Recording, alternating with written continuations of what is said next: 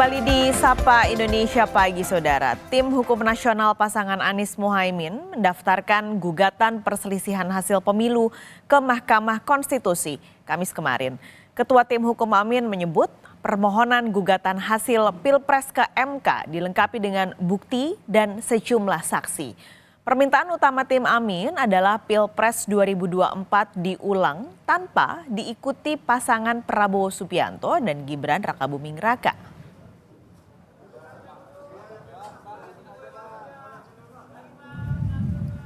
Jadi yang kami sampaikan dalam naskah kami, intinya adalah permasalahan pencalonan calon wakil presiden di 02. Dari awal proses tersebut bermasalah dan lanjutan masalahnya luar biasa. Karena kebetulan calon wakil presiden ini adalah anak seorang presiden sehingga membawa dampak yang begitu luar biasanya. Jadi seandainya nanti ini diterima sebagai satu argumen yang kuat oleh Mahkamah Konstitusi. Pasangan Ganjar Pranowo Mahfud MD memastikan akan mengajukan gugatan terhadap keputusan KPU terkait hasil pemilu presiden 2024. Ganjar menyebut akan mengajukan gugatan ke Mahkamah Konstitusi pada hari Jumat atau Sabtu. Menurut Ganjar, gugatan ini merupakan momentum yang bisa digunakan Majelis Hakim MK untuk menunjukkan kredibilitasnya. Setelah pengumuman tadi malam, tim Ganjar Mahfud sudah bersepakat. Kalaulah semuanya ini harus diluruskan agar demokrasi bisa berjalan dengan baik, maka benteng terakhirnya adalah Mahkamah Konstitusi. Dan kami sudah menyiapkan tim dari tim hukum untuk kita segera mendaftarkan apakah besok atau Sabtu untuk segera kita menyampaikan seluruh yang ada yang kami persiapkan untuk menjadi pertimbangan Hakim Konstitusi nantinya. Langsung saja kita sapa jurnalis Kompas TV Veronica Kartono yang saat ini ada di gedung Mahkamah Konstitusi untuk informasi terkini dari gugatan hasil pemilu. Veronica, Ganjar Mahfud akan mendaftarkan gugatannya, jadwalnya hari ini atau mungkin besok.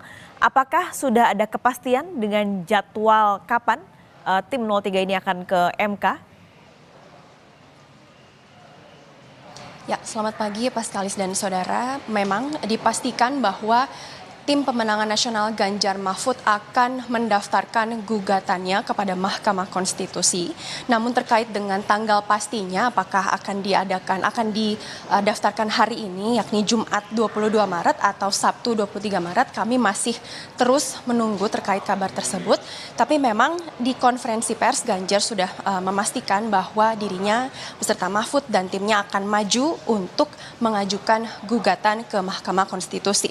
Deputi Hukum Tim Pemenangan Nasional Ganjar Mahfud yakni Todung Mulya Lubis juga sudah menyampaikan bahwa sudah menyiapkan saksi beserta bukti untuk di persidangan nanti. Seperti yang kita ketahui bahwa KPU telah menyelesaikan rekapitulasi perhitungan suara dan dari rekapitulasi tersebut dari 164.227.475 suara sah nasional dikeluarkan hasil bahwa Prabowo Subianto dan Gibran Rakabuming Raka unggul dengan suara 96.214.691 dan kemudian untuk tim 03 sendiri yakni Ganjar Mahfud meraih suara 27.040.878.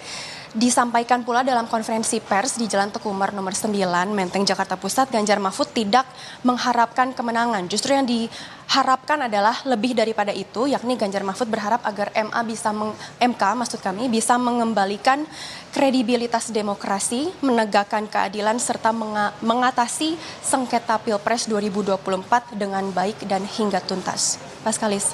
Oke, Veronica, ini di luar rencana dari tim Ganjar Mahfud yang akan juga ke MK. MK ini membuka pendaftaran PHPU 3 hari setelah penetapan rekapitulasi oleh KPU yang artinya besok adalah tanggal akhirnya. Lalu selanjutnya apa prosesnya?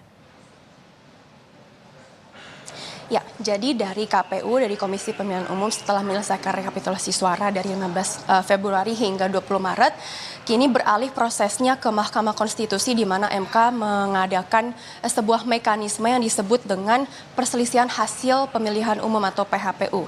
Nah, betul batas bagi calon presiden dan wakil presiden untuk mengajukan permohonan gugatannya adalah 3 kali 24 jam.